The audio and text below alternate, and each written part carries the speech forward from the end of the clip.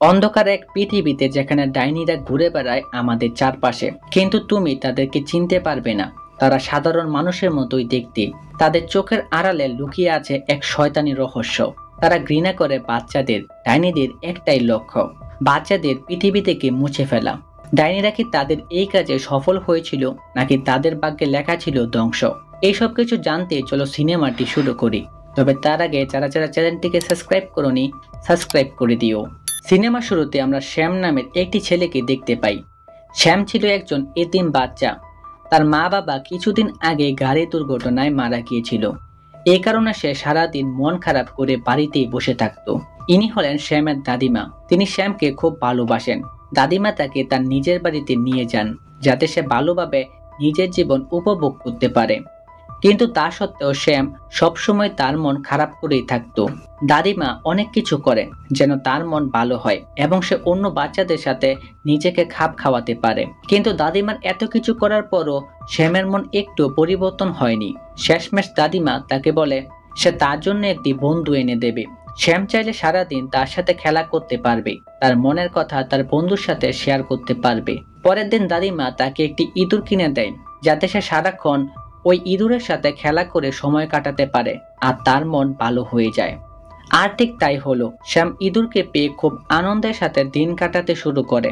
শ্যাম আস্তে আস্তে সাধারণ জীবনে ফিরে আসছিল। একদিন দুইজনে ঘরের মধ্যে খেলা করছিল। এমন সময় এক মহিলা বাহির থেকে খুব খারাপ নজরে তাদের দিকে তাকায়, যার ফলে দাদিমার শরীর খারাপ করতে শুরু করে।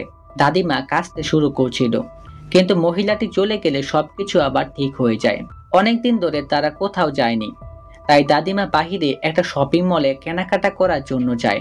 একটা সময় শ্যাম দাদিমার কাছ থেকে সরে যাওয়ায় একটা মহিলা তার কাছে এসে তাকে চকলেটের অফার করে। মহিলাটার হাতে সাপ জড়িয়েছিল।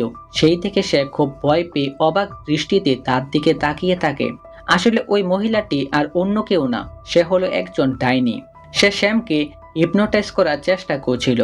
দাদিমা ফ্রি হয়ে তাকে ডাকলে শ্যাম তাড়াতাড়ি দৌড়ে দাদিমার কাছে চলে যায়, আর ডাইনিটি সেই মুহূর্তে সেখান থেকে পালিয়ে যায়। বাড়িতে আসার পর শ্যামের অস্বাভাবিক আচরণ দেখে দাদিমা তাকে জিজ্ঞেস করে কি হয়েছে। তখন শ্যাম সমস্ত ঘটনা বলে। দাদিমা তখন তাকে জানায় ওই মহিলাটি একজন ডাইনি ছিল, সেই কারণে আমি তোমাকে অচেনা লোকদের কাছ থেকে কোনো কিছু নিতে বারণ করতাম। তুমি যদি সেই চকলেটটি খেয়ে নিতে, তাহলে তুমি তার বশে চলে আসতে। আর এখানেই আমরা দাদিমার কাছ থেকে তার ছোটবেলার একটা ঘটনা শুনি। দাদিমা বলতে শুরু করে যে কিভাবে তার বন্ধুকে ডাইনিরা চকলেট খাইয়ে বশ করে নিয়েছিল এবং তার চোখের সামনে তার বন্ধুকে মুরুখ হতে দেখেছিল। দাদিমা ডাইনিদের ব্যাপারে সবকিছু জানতো। ডাইনিরা যদি একবার কোনো বাচ্চার উপরে নজর দেয়, তাহলে তাকে বশে আনা পর্যন্ত তার পিছু লেগে থাকে।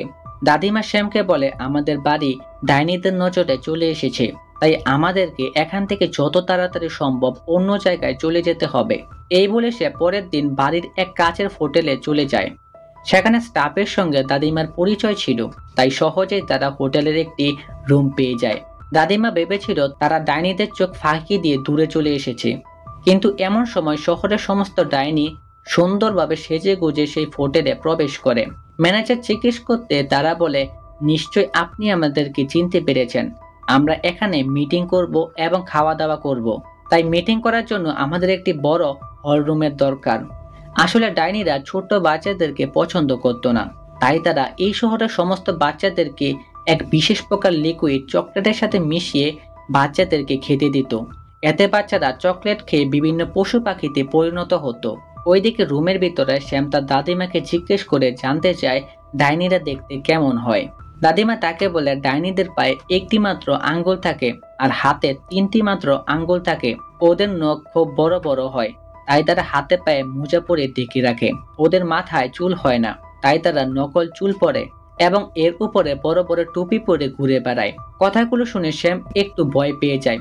পরের দিন সকালে শ্যাম তার ইঁদুরের সাথে খেলতে খেলতে হোটেলের এক বড় হল রুমে ঢুকে পড়ে। কিছুক্ষণের মধ্যে সেখানে সমস্ত ডাইনি মিটিং করতে চলে আসে। এটি দেখে সে তাড়াতাড়ি স্টেজের পিছনে লুকিয়ে পড়ে, কিন্তু ডাইনি রানী সেখানে মানুষের গন্ধ অনুভব করতে পারলেও কাউকে দেখতে পায়নি। তাই সে পাত্তা না দিয়ে তাদের মিটিং শুরু করে। তার সাথে সাথে তারা নিজেদের ভয়ঙ্কর কুৎসিত রূপে চলে আসে। ডাইনিদের রানী তখন নীল রঙের একটা লিকুইড বের করে এবং অন্যান্য ডাইনিদেরকে বলে এই লিকুইড চকলেটের সাথে মিশিয়ে বাচ্চাদেরকে খাওয়ালে বাচ্চারা এনিমেলে পরিণত হয়ে যাবে।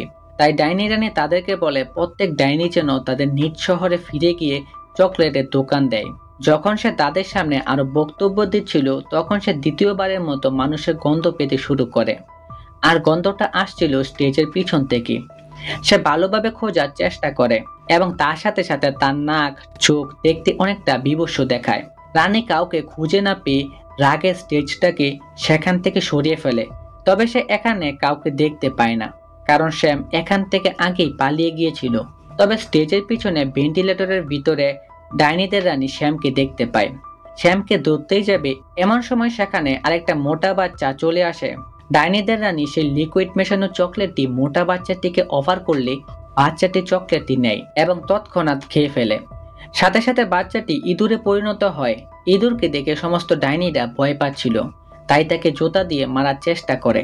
সেই সময় শ্যামের পোষা ইঁদুরটি তাকে ধরে ওই ভেন্টিলেটরের মধ্যে ঢুকিয়ে নিয়ে যায়। এই কাজটি শ্যামের ইঁদুর খুব বড় ভুল করেছিল, কারণ সমস্ত ডাইনিরা তাদেরকে দেখে ফেলে এবং শ্যামকে ধরে নিয়ে যায়। ডাইনিরা অনেক জোর করে তাকে চকলেট খাওয়ানোর চেষ্টা করে, কিন্তু কোনোভাবেই তাকে চকলেট খাওয়াতে পারছিল না।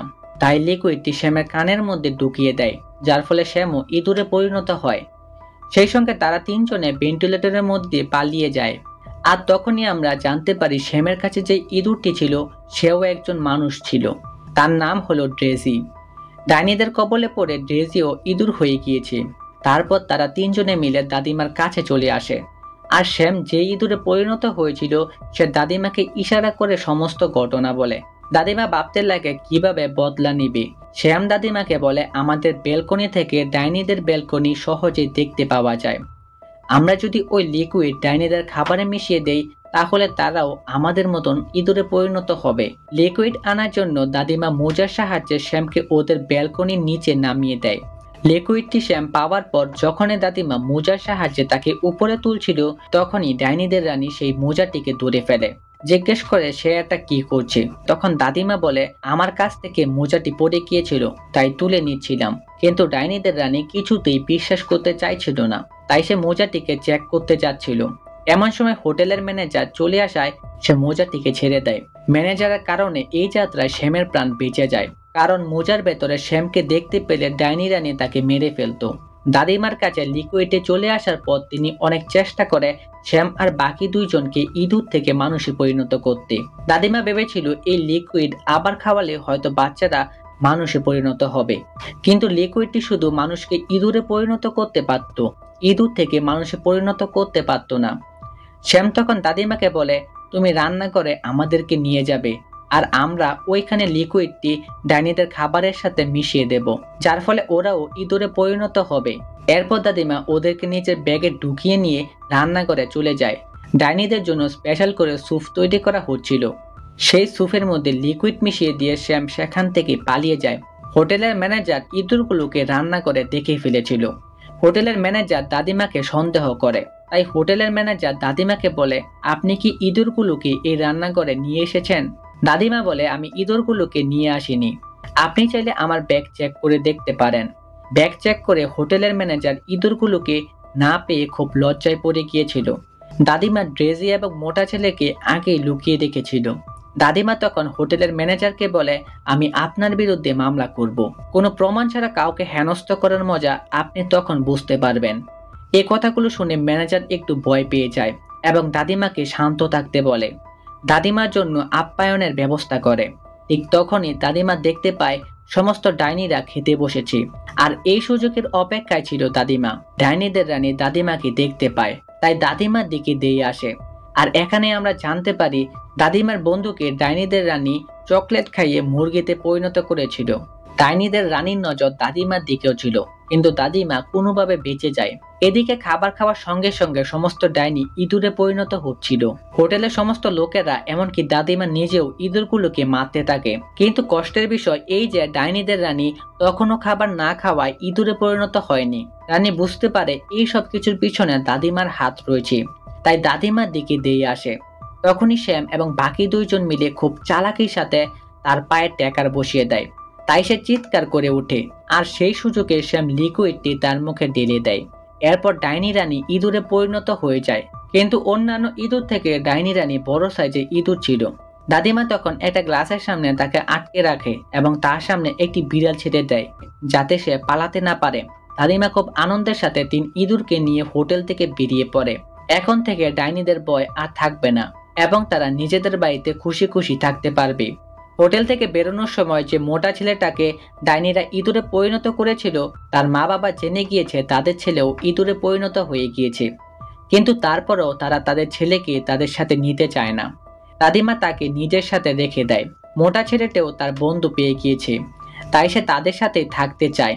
এরপর দাদিমা তাদেরকে নিজের বাড়িতে নিয়ে আসে এবং তারা খুব আনন্দের সাথে দিন কাটাতে থাকে। তারপর তারা কখনো মানুষে পরিণত হতে চায়নি। দাদিমাও তাদের 3 জনকে পেয়ে খুব আনন্দের সাথে দিন কাটাতে শুরু করে। আর এই দৃশ্যের সাথে সাথে সিনেমাটি শেষ হয়ে যায়। তাহলে দেখা হচ্ছে পরের সিনেমায়, ততক্ষণের জন্য আল্লাহ হাফেজ।